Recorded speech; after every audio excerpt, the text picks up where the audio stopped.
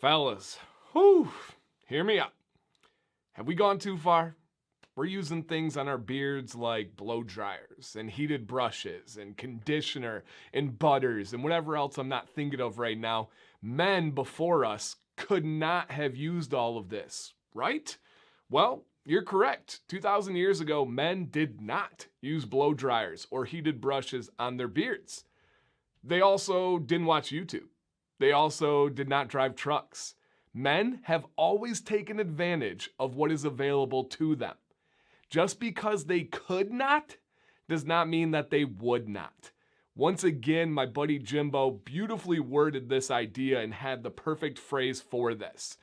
Men back then did not do many of these things because they just simply weren't available.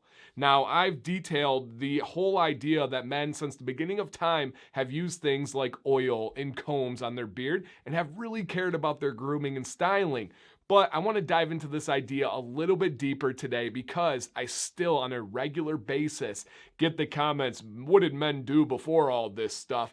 And we really want to get some powerful and valuable perspective. Couple of house cleaning reminders real quick. First off, my name is Dancy Bearded. I hope you guys are enjoying this video to start, to middle, to end. If you do at any point, especially right now, please hit a thumbs up to show that you like this video. And if you like beard content for styling, for trimming, for history, for the ingredients, the products, whatever it may be, I promise I have something to cover it. Consider subscribing to the channel.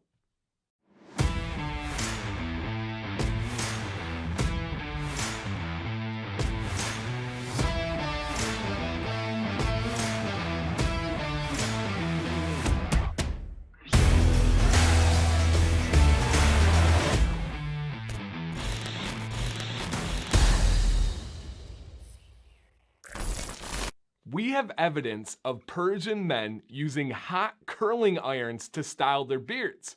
Why? Because it was available to them and they wanted their beards to look better in their eyes. This has always happened. You name it. The Greeks, the Romans, the Vikings. Men took what was available and around them and tried to improve the way that their beards looked, the way that they felt, and the way that they smelled.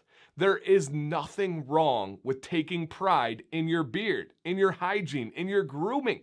For me, it's a source of pride. For me, it is almost like therapy time when I'm working on my beard. It's quiet time. I know it's going to make my day better. It's a routine that I have. I feel accomplished when I do that. And don't let people with false history, lazy narratives, and perspective try to bring you down. And kind of like a little side thought on that, how manly is it to criticize and critique another man on what he's doing with his beard? That doesn't sound like a real man to me. That doesn't sound like a source of self-confidence, right? A real man would be like, hey man, that's not for me, dude, but do what you do, player. It's not my thing. Rock on though, right? That's what men do. You're confident enough to be different and be okay with that. I just see these comments all the time. What did men do before these current boys and girly men and stuff?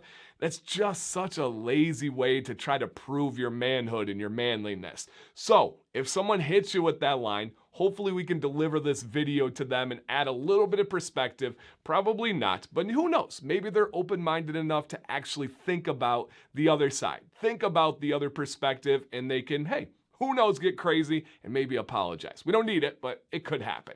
So give me your thoughts down below on this concept of people taking what is available to them and using it. And I love that phrase, just because they could not does not mean that they would not. If you drop a blow dryer back with the Persian men and say, hey, try styling this with your beard, I promise you a lot of the manliest, toughest soldiers of all time would be using that blow dryer. Can't wait to hear your thoughts, your perspective, your comments, your questions. Drop them down below. Thank you guys. Dancy Bearded, stay bearded, and stay positive.